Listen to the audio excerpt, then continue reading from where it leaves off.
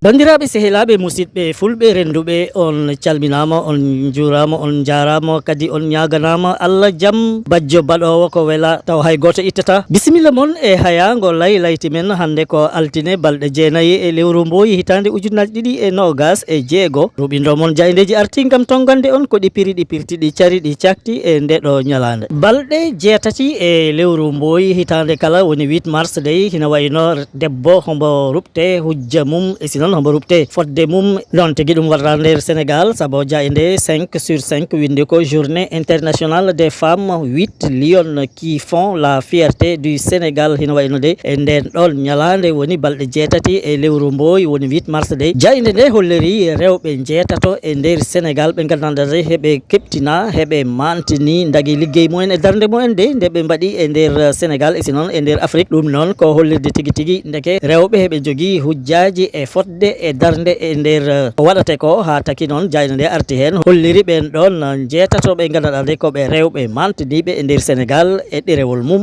adunol noon tigui jayde l'indépendant ne addiri ɗum saabu wi ko journée 8 mars les femmes rurales célébrées hina wayno e nder ñalande balɗe jeetati e lewru mboyde ɓen rewɓe wonɓe nder dowri dey kamen remoɓe aynaɓe e kamen awoɓe ɓe dey ɓen rewɓe nde ɓe mawninama ɓe duptama hujjaji mumen isi ɓe kollirama e darde mumen mantinide heptinade saabu kamen ne wotko ɓe gaddata e gartam e ko waɗete ko e nder Sénégal ɗum noon jayde l'indépendant holleri ɗumen e ɗerewol mumen adunol e nden ɗon ñalande ha joni le point info de wi ko le ministre Alioune Dione réitère la volonté du gouvernement d'accélérer l'autonomisation féminine journée internationale des droits des femmes hina wayno tigui de ñalande nde ɗe ganduɗa kam nde ruptata hujjaji e fotde rewɓe ɓe de o mo ganduɗa kam woni Alioune Dione de wi laamu ngu de ma daro tigui tigui no walliri rewɓe e nder Sénégal gam dey ɓe mbawana ko e mumen ɓe jahana ko e men ɓe liggono ko e mumen noon tigui jayde le point info addiri ɗum hande e ɗerewol mum adunol siko en jurnima jayde le parlement de kam arti ko e fayi e politique saabu windi ko candidature de Bassirou Diomaye Faye à l'élection présidentielle 2024 quelle querelle de portage hina wayno tigui dey kam o mo ganduɗa kam heyni hande lesdi Sénégal dey e suɓgoji hitande ujunnaje ɗiɗi e nogas e nayyi dey hina wayno mbo kala hombo fooɗa e sengo mum wi kam de taki wawi won jillaɓe e lamdotoɓe yoɓe keyno laamu Sénégal ha taki jayde le parlement de wi ko on ɗon Bassirou Diomaye Diakhar Faye de coalition Diomaye président woni landa o mo ganduɗa kam bo heynide e Pastef ha joni kamen ne heeɓe mo kala e sengo mum homo wiya kam tigui walli Bassirou Diomaye Diakhar Faye fa wawi won candidat gam e ɗin ɗon suɓgoji ha hande ɗum addani ɗum wawde won hoorejo lesdi Sénégal e wiide jayde le parlement ha joni ko yowiti e politique de hina wayno jayde Sud Quotidien windi ko rentrée politique de la coalition Diomaye président Diomaye Faye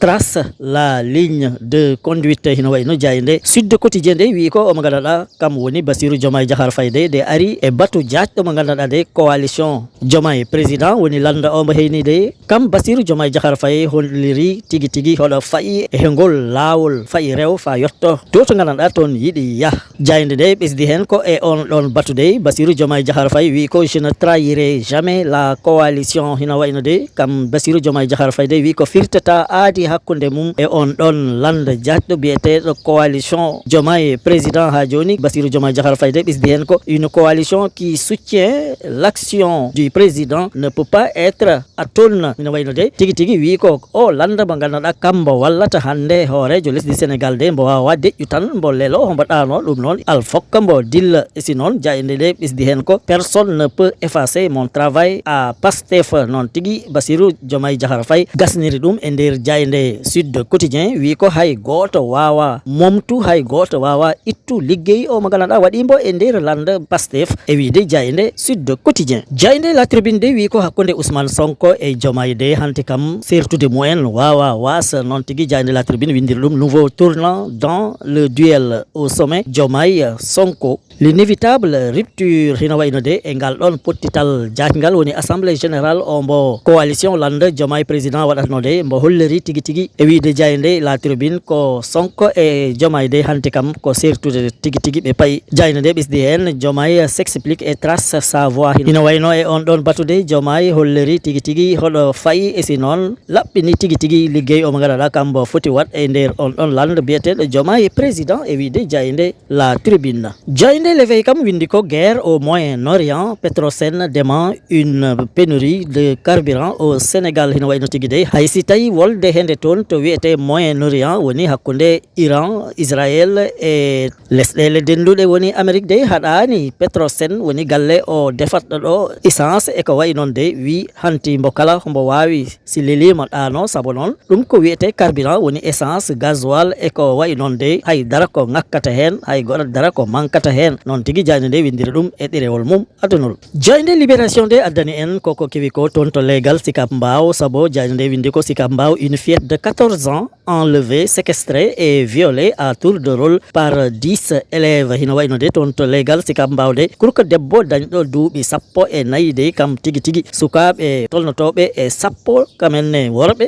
ɓe nangi ɗum ɓe ɓuuri ɗum doole ɓe coki ɗum tigui tigui noon hanti noon kamen foof ɓe lelode e mum e wiide jayde la libération jayde de ɓisdi hen arrêté par le commissariat de Diamaguène Sicap Mbao les mises en cause ont entre 15 et 18 ans hina wayno tigui tigui ɓen sukaɓe worɓe ɓe ganduɗa heɓe dañi hakkude duuɓi 15 ha duuɓi 18 dey de commissariat mbo Diamaguène Sicap Mbao nangi ɗumen hay goto moyen yeddani koɓe mbiya ko kamen mbaɗi ɗum e wiide jayde la libération gasnirten ko jayde record saabu windi ko Liga passeur décisif face à Elche Pape Gueye en pleine bourre hina wayno tigui de toon to fukko kosguel lesɗele biyeteɗo Liga de ndi mbarodi biyetendi Pape Gueye tawa noon ko ɗo tigui jiya e nder Sénégal tawa mbo lesɗele de kam holliri toon kam ne liggey mum mawɗo mo ganduɗa kombo pattam lamode ha taki noon jayno de holliri e ɗerewol mum addanol kam natal Pape Gueye omo ganduɗa omo waɗi on ɗon liggey mawɗo e nder fukko kosguel e Liga saabu noon kala bal natnaɗo toon ina wayno Pape Gueye de kam tottirimbo e wiide jayde le record bandiraɓe sehilaɓe ɗum woni ɗo seeɗa e komin gaddanno on e ko jaydeji ɗi dawi ɗi bindi hande on jettama on jarama e kettogol mon ñimgol tabitgol on duwanama jaam e kisal yo jaam won fulnangue e hirnangue rewa o worgo tottidiren aadi ha sanga goɗɗo so weeli Allah joom baɗe e bawɗe o